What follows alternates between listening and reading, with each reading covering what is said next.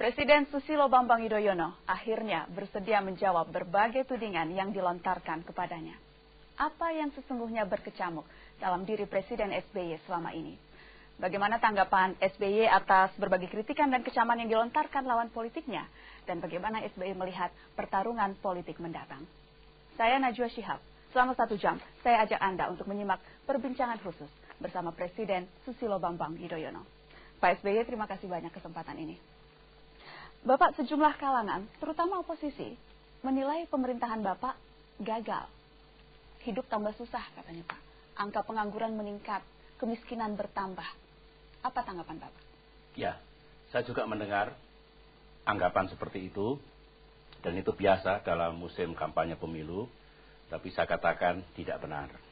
Tidak benar kalau kemiskinan dan pengangguran meningkat.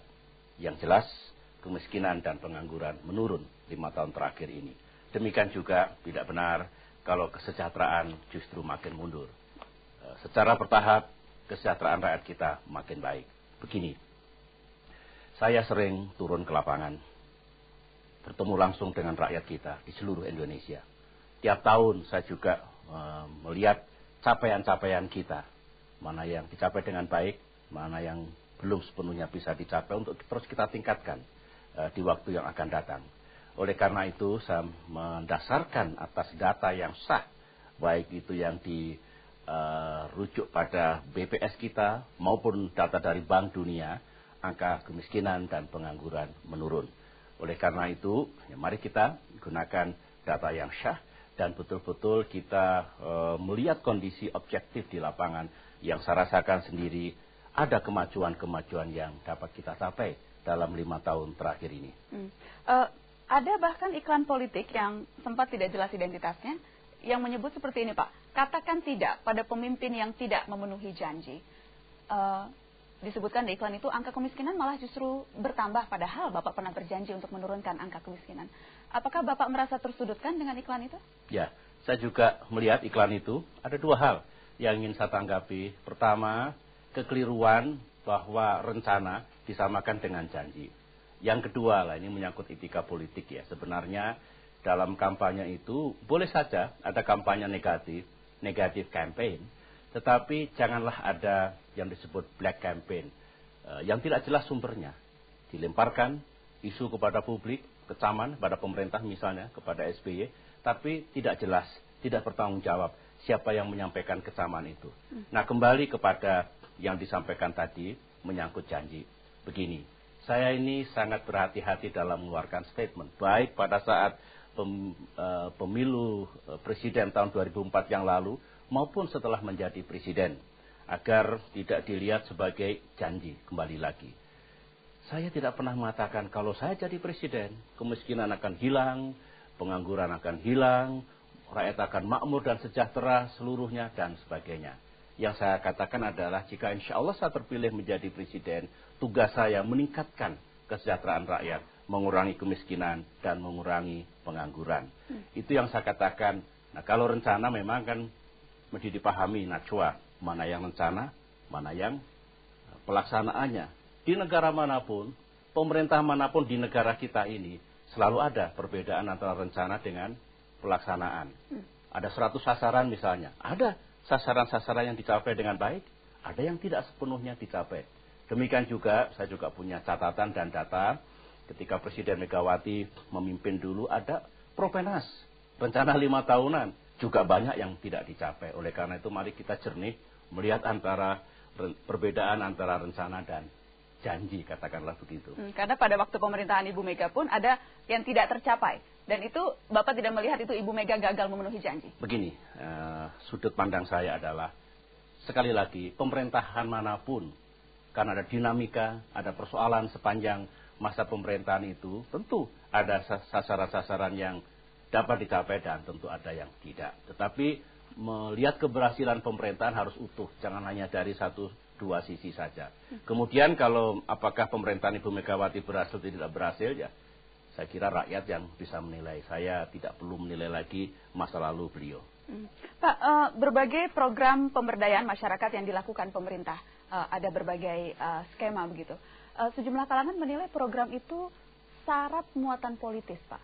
Jangan-jangan Pak SBY sedang berkampanye nih, menggunakan anggaran pemerintah untuk berkampanye kepentingan Pak SBY sebagai calon presiden mendatang. Semuanya terang benderang, semuanya akuntabel, semuanya dijelaskan kepada rakyat apa semua program-program pro rakyat itu. Dan jangan lupa, program itu sebagian besar telah kita jalankan sejak tahun 2005 yang lalu. Ingat waktu itu harga minyak meroket, kemudian harga BBM terpaksa kita naikkan. Nah, saya harus melindungi rakyat yang mengalami kesulitan. Itulah lahirnya banyak sekali program-program pro rakyat, termasuk BLT, penggratisan berobat bagi orang yang miskin, meringankan beban pendidikan bagi yang tidak mampu, dan banyak lagi program-program seperti itu. Itu bukan program politik SBY. Anggarannya jelas, tujuannya jelas, dilaksanakan oleh jajaran pemerintah di seluruh tanah air. Dan jangan lupa, karena menyangkut anggaran, semua kan juga kita bahas dengan Dewan Perwakilan Rakyat Republik Indonesia. Semuanya terang benderang, dan saya mempertanyakan mengapa kok dianggap itu program politiknya SBY. Bahkan bukan sekedar dipertanyakan, Pak, ada yang balelo, bahkan beberapa bupati menolak untuk melaksanakan itu. Bagaimana, Pak? Iya, saya juga tahu ada beberapa bupati dan wali kota yang bersikap seperti itu. Saya kira sederhana saja, karena bupati dan wali kota itu dipilih rakyat secara langsung pula dalam pilkada ini, pertanggungjawaban kepada rakyat.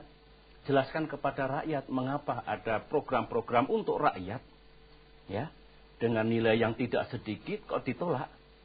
Nah, saya kira ini keluar dari etika pemerintahan yang harus dijunjung tinggi oleh siapa saja yang menjabat sebagai pejabat publik, utamanya di jajaran pemerintahan yang saya pimpin. Atau mungkin karena para bupati itu backing atau dukungan politiknya berbeda dengan Bapak, sehingga mungkin mereka punya kepentingan yang lain. Itu juga menyangkut etika politik.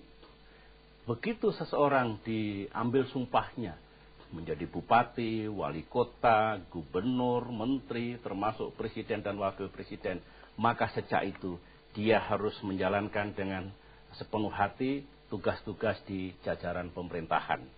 Tidak boleh dia lebih setia misalnya kepada partai politiknya, kepada ketua umum partai politiknya. Rusak kalau itu dibiarkan terus-menerus. Karena dia dipilih oleh rakyat. Dia harus bertanggung jawab kepada rakyat, bukan kepada partai politik lagi dalam kaitan ini. Oleh karena itu, mari kita tegakkan etika ini dengan baik. Ingat, dalam kapasitas saya sebagai Ketua Dewan Pembina Partai Demokrat, kalau ada seorang bupati, wali kota dari Partai Demokrat, saya perintahkan, saudara harus loyal kepada gubernur. Dari partai politik manapun gubernur itu. Demikian yang harus kita tegakkan etika pemerintahan di negeri ini. Walaupun gubernurnya dari PDI Perjuangan gitu ya, Pak? Termasuk gubernurnya dari, katakanlah, PDI Perjuangan. Baik, Pak, saya ingin mengacu ke wawancara Bapak di Jurnal Nasional. Bapak sempat menyebut sejumlah tokoh politik yang acap kali mengeluarkan kritikan atau kecaman kepada Bapak. Sebagian di antara mereka itu dilakukan karena tidak puas, tidak suka. Karena sempat meminta sesuatu kepada Bapak tetapi tidak dipenuhi. Betul itu, Pak? Betul, betul sekali. Ada yang datang, saya langsung atau mengirim pesan lewat seseorang, ingin menjadi Menteri A, Menteri B, minta mendapatkan konsesi ini, konsesi itu. Tentu tidak mungkin saya begitu saja memenuhi keinginan mereka. Saya ini taat sistem, taat asas. Saya harus adil, menjalankan roda pemerintahan untuk kebaikan. Rusak kalau saya mengentertain, katakanlah, orang seorang dengan kepentingannya masing-masing. Dan terus terang begini Najwa ya, saya ini respect kepada tokoh-tokoh yang kritis kepada saya dari dulu sampai sekarang, tapi dia tidak punya kepentingan lain kecuali barangkali mengkritisi presidennya, tidak apa-apa. Tetapi yang saya menganggap tidak bagus ya secara moral, di depan dengan di belakang berbeda. Saya kira janganlah kita memasuki wilayah politik di negeri kita seperti itu. Boleh saya tahu, Pak, siapa yang sepertinya melakukan seperti itu? Cukup di sini. Yang sebetulnya keras di depan, tapi di belakang sebetulnya ada maunya? Cukuplah ya. Saya berpikir yang bersangkutan juga mendengar statement saya ini, janganlah kita mengembangkan sikap dan perilaku seperti itu. Baik, Pak SBY, nanti kita akan lanjutkan lagi. Pemirsa, bagaimana sesungguhnya tanggapan Presiden SBY atas keputusan Partai Golkar untuk mengusung calon presidennya sendiri? Saya akan tanyakan hal itu sesaat lagi. Tetaplah bersama kami.